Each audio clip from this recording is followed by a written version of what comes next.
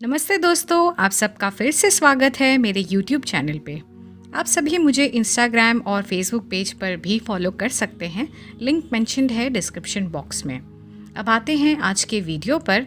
आज हम बात करेंगे डार्क के सीज़न 1 के एपिसोड 6 के बारे में। अगर आपने पिछले एपिसोड्स नहीं देखे तो पहले उसे देख लें। प्लेलिस्ट के लिंक ऊपर कार्ड में मिल जाएगी। इस एपिसोड की शुरुआत होती है 1986 से, जब रेजिना टाइडमन को अल्रिक और कैथरीना ने जंगल में रस्सी से बांध दिया था और सामने विंडन की गुफा से कुछ अजीब आवाज़ आती है और रेजिना चिल्लाती है। और 2019 में रेजिना की आंखें खुलती है एक बुरा सपना देखने के बाद।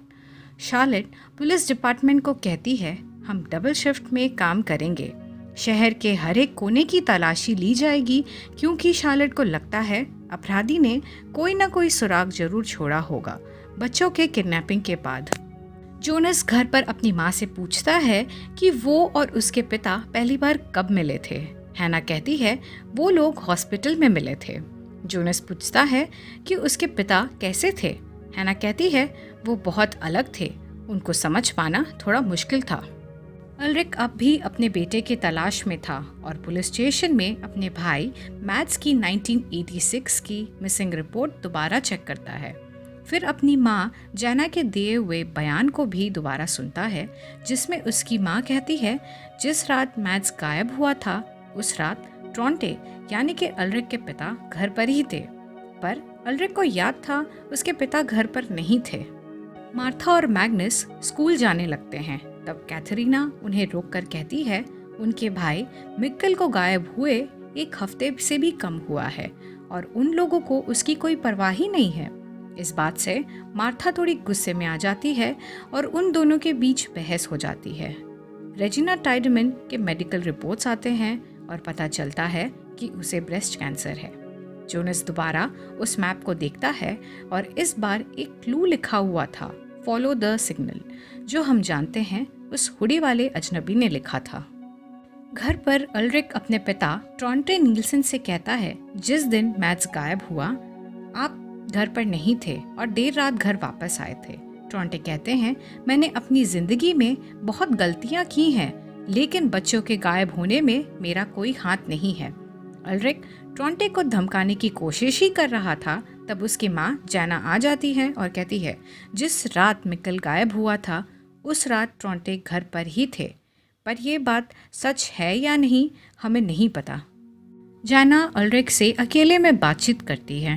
कहती हैं अल्रिक और उसका भाई मैड्स आपस में बहुत लड़ते थे। एक बार अल्रिक ने मैड्स को जोर से मार दिया था और उसके चिन पर निशान आ गया था। दोनों कभी लड़ते झगड़ते रहते थे, पर बेस्ट फ्रेंड्स भी बन जाते थे। अल्रिक जैना से पूछता है उन्होंने पुलिस को झूठा बयान क्यों दिया। तब जैना कहती है ट्रॉन्टे का अफेयर चल रहा था, वो ट्रॉन्टे से अलग होना चाहती थी, लेकिन तब तक मैड्स गायब हो गया और वो कुछ नहीं कर पाई। अल्रिक पूछता है ट्रॉन्टे का अफेयर किसके साथ चल रहा था। जैना कहती है क्लॉडिया टाइडमन, जिसे हमने 1986 में देखा था। अल्रिक को पता चलता है रेजिना टाइडमन ने मैड्स को गायब होने से पहले आखिरी बार देखा था।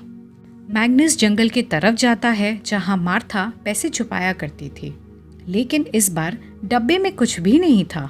मैग्नस को पास ही में एक बर्ड का पेंडेंट भी मिलता है। मार्था अपने प्ले के लिए तैयार हो रही थी, तब बार्टोस उसे मिलने जाता है। वो कहता है मिक्कल उसी के वजह से गायब हुआ क्योंकि विंडन की गुफा के पास जाने का प्लान उसी का था। बार्टोस मार्था से माफ़ी भी मांगता है और जोनस के बारे में पूछता है जो कई दिनों से उसके कांटेक्ट में नहीं था।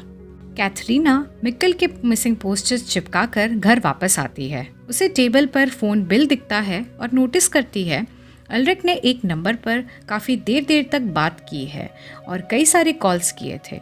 कॉल करने पर पता चलता है वो हैना का नंबर है। अल्रिक रेजिना से मिलने उसके होटल जाता है। अल्रिक अपने भाई मैड्स के बारे में पूछता है। तब रेजिना कहती है तुम्हारा भाई एक बहुत अच्छा लड़का था।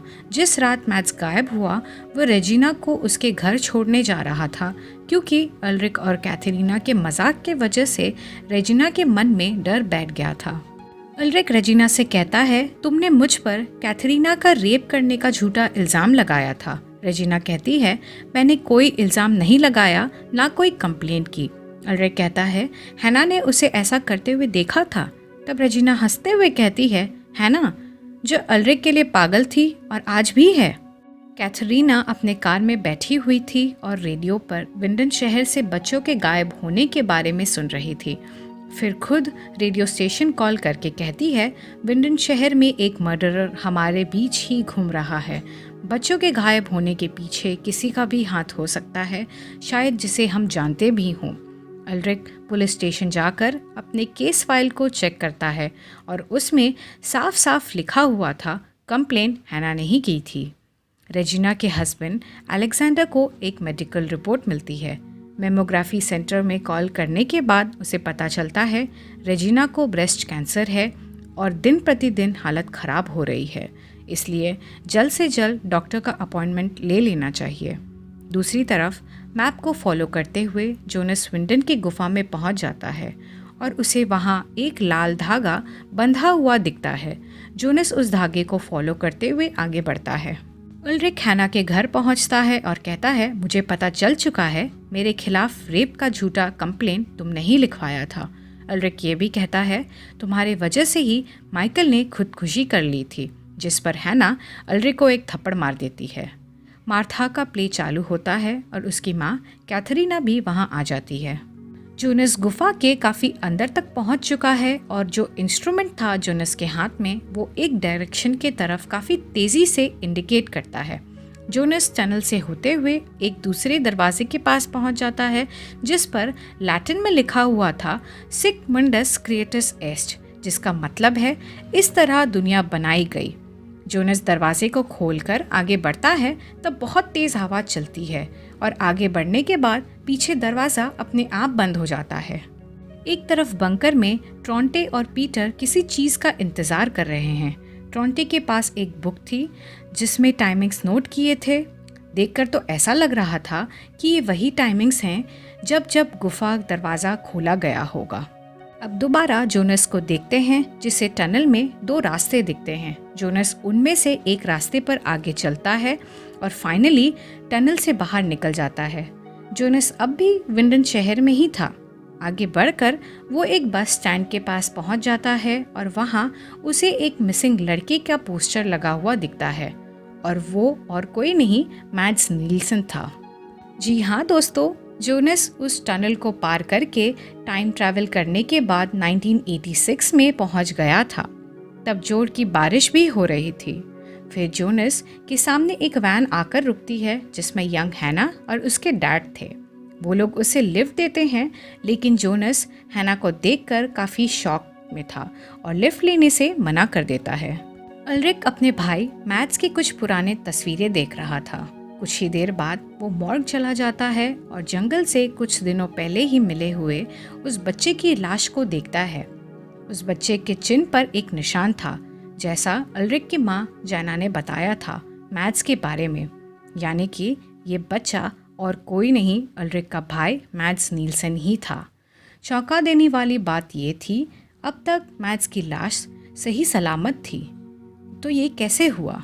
और इसी के साथ ख़त्म हो जाता है ये एपिसोड। तो दोस्तों, thanks for watching my video.